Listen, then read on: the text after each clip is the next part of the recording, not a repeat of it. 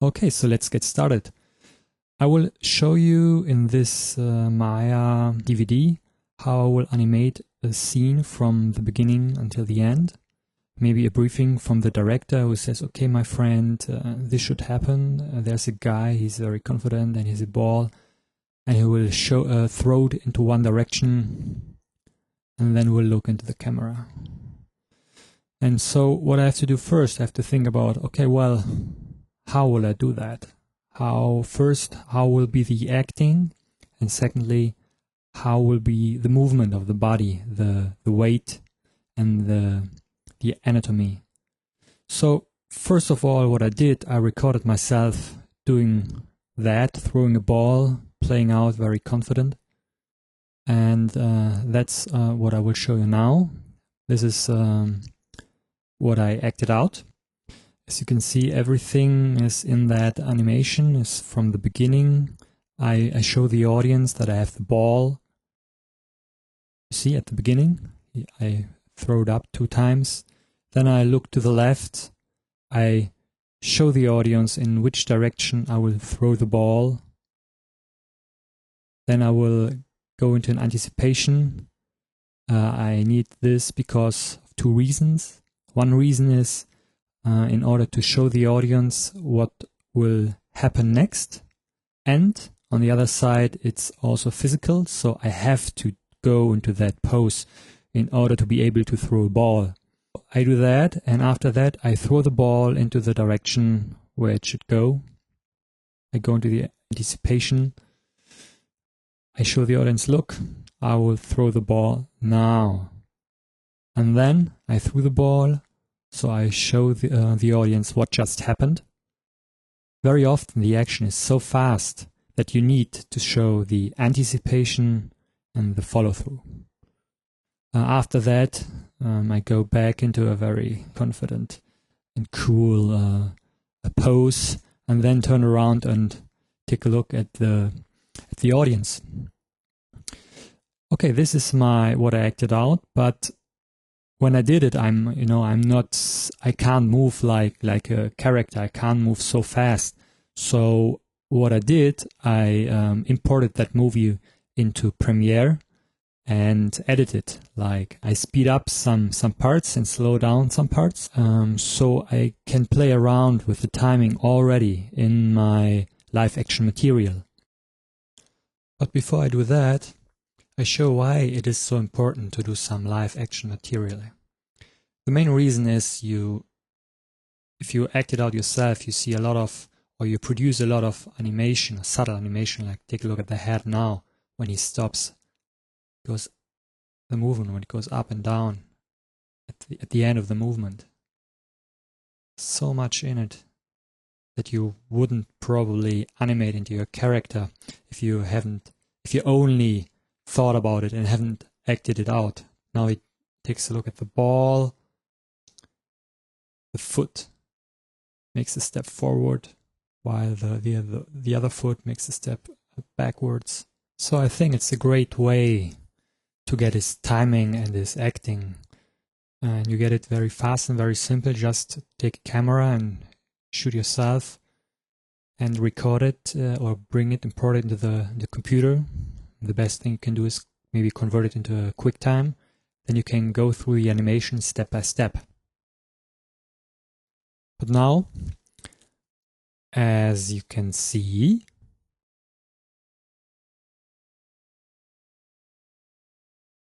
I show you what I did to the QuickTime in Premiere. I slowed the animation down at this position. I made the anticipation longer, and also the follow-through. I made it longer, so you can see it longer. And take a look again. It's longer. The throwing the ball is much faster. So I think here I have the basic timing that I can use to get my first animation. So we start our animation. This is our character, and this will be the first pose we try to achieve. Alright, but before we start to log it out, we first select our camera and lock it into a position that we want to. So we animate through camera. We have, and the camera is the audience, so it's very important that the camera is fixed. This will be the position. And now we, as you can see, we can't move it anymore, not by accident. And so we take our character and move it into the position where it will be, and we'll throw the ball and we'll put in the first pose. Now we create a plane where the character will stand on. There it is. And we will put it onto a layer, so we can't select it on accident. Assign it, so we can't select it anymore. I will get rid of the grid, I don't like it. Yeah. What I do, I have my camera that is very often, or is usually fixed, and I have my perspective window that I work in to maybe select some controllers I don't can select from the camera. So this is the first pose we will do. You can see the weight of the hip of the body is shifted to the right side. Also, the rotation of the hip is contrary to the rotation of the shoulders. So we're trying to make strong and good silhouettes on our first poses. That is very important. If you pose your shot, see straight away what you want to tell in your shot. First of all, it is important that the director understands what you want to animate. So if you show to him and you have clear silhouette and strong poses and a good acting, then you won and you can maybe animate further on. But even more important, that is very clear to the audience, and the audience gets enough information about what is going on in the shot. But on the other hand, you have to be aware of that the audience is pretty intelligent, so you also have to be aware of that you don't show too much, because then the audience maybe gets tired of the animation. Always try to make your silhouette very clear. Move your hands beside the body so you can see it, and make the action not in front of the body, make it beside it, so everybody can see what you're doing straight away. So everything we're doing now is the staging. The staging means planning the shot. You first think about the story, what is going on, and the acting. What is the character doing and how is he doing it? And then you think, where do I put the character? Or maybe if you have two characters, where do I put both of them? And where is the camera? So how will be the staging to the camera? So basically, the staging is planning who's doing what, how, and where. Staging means that the action in the shot is shown in a clear and entertaining way. Have a clear silhouette and show the audience what your character is doing, so they get your idea within a split of a second. There mustn't be a single question why or what something is happening.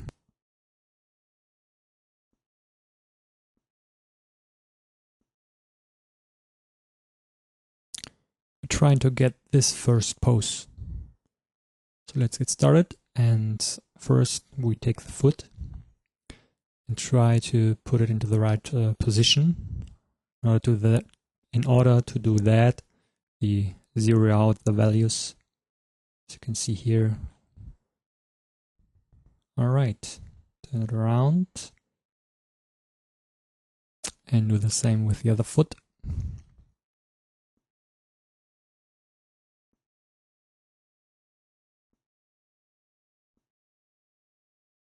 As you can see here in the perspective, I can turn around the character like I want here.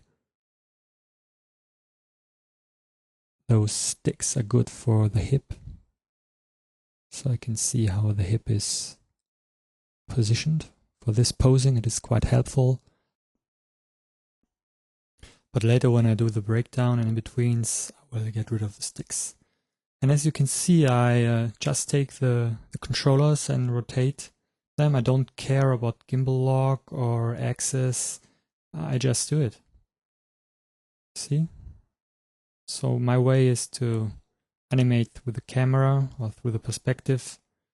Oh, this shouldn't happen. And this is because I have everything shown under this panel. So I hide everything and just show the controllers and the polygons or the NURBS. So that's most of the time everything I need. Maybe also the camera, but for now this is fine. Yeah, I just don't care about rotation orders and as you will see, oh, this is the pose. Okay, I have to do that, shift the body a little bit more, the upper body. My way, and as you will see, mainly I only use this perspective window or the camera. I use the timeline, I use the key button, and that's it. Maybe sometimes the graph editor. What happens here? Controllers for the eyes are not there. Where are they? I have to find them because there are some controllers that are it's not aiming at. It's controllers that are locked to the head. So if the head rotates around, the eyes go with the head, and I want that. So where is it? Where can I find them?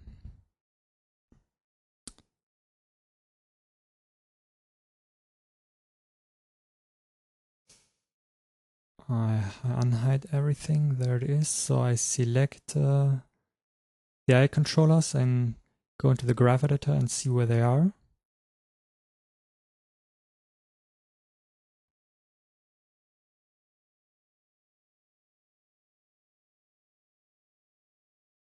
Press F, there they are. Now I can undo the unhide everything, select those controllers and make them visible. I hope this solved the problem, I'm not quite sure. However, just keep on rotating and translating the character. That's everything I need. As I said, timeline, sometimes the graph editor, the controllers. That's the way I get my animation. Shift the weight a little bit more. Exactly. Or tweak the pose until it is like I want it. For me, posing takes away really a lot of time because this is the basic of your animation. So if the poses are strong, are looking nice, this is the way, or this is half the way to the final animation. So take your time and make the poses as strong as possible. I mean, as you will see later, the poses that I do now are not 100% final. It's the best what I can do for now. And later when I do the animation, I will make them even stronger or change them in the animation, because then I can see where to improve them. But for now, this is a very good. This is a good way. Just rotate it, translate it, and you will get there. I think that's not too bad. You see I have a controller for the shoulder and a controller for the arm. And because the shoulder is a little bit more up. Exactly. Always take a look at the live action material. So don't forget, this is my way of animation. Probably other people will work more with the graph editor, or work almost only in the graph editor, or use the dope sheet maybe. But everybody has to find his own way. For me, this is, I don't know, I found this is fastest way to animate. I tried other ways, but it's very intuitive. It's almost like working with a stop motion puppet. So this is happening if you just animate with the camera.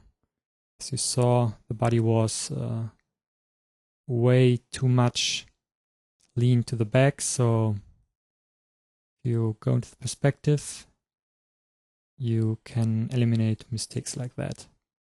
And now let's get rid of those two helpers, put them into the layer,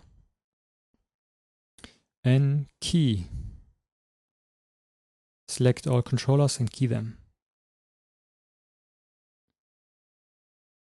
Get rid of all the other keys that were on it before. And keep on adjusting the pose. It's not yet there. So I think everybody has to find his way of animation. His way of animating character. And over time, everybody has his technique and his preferred way. For me, it's important that I have a very fast feedback when I move my character. If it's too slow, if the rig is too heavy, or if there's too much geometry in the scene or on the character, it's really, really bad.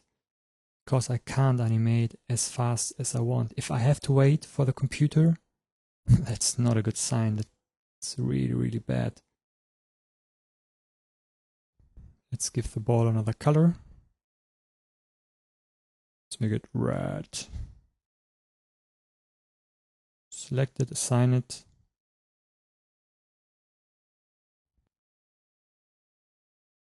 There we go. Yeah, it doesn't look too bad. Change the upper body a little bit. So you see, it's always, or in my case, I play around a little bit. I test the pose, make it a little bit more extreme, less extreme. Rotate it here, rotate it there. So yeah, it's not too bad. So what we should do now, before we move on, put in the count of frames we need. And I think that's about 250 frames. In the US, it would be 300. Because we in Germany or Europe, not all in Europe, but we have 25 frames per second. So let's put it in here. It's 250 frames from 0, exactly. And the next thing we will do is we move on to the next pose. Maybe key it first here. Exactly. And that's how it looks through the camera. Take a look at the pose. That's what I meant. I play around with that pose a little bit, rotate the upper body, and you see, this looks a little bit better, a little bit stronger. So I keep it like that. Good. So let's move on.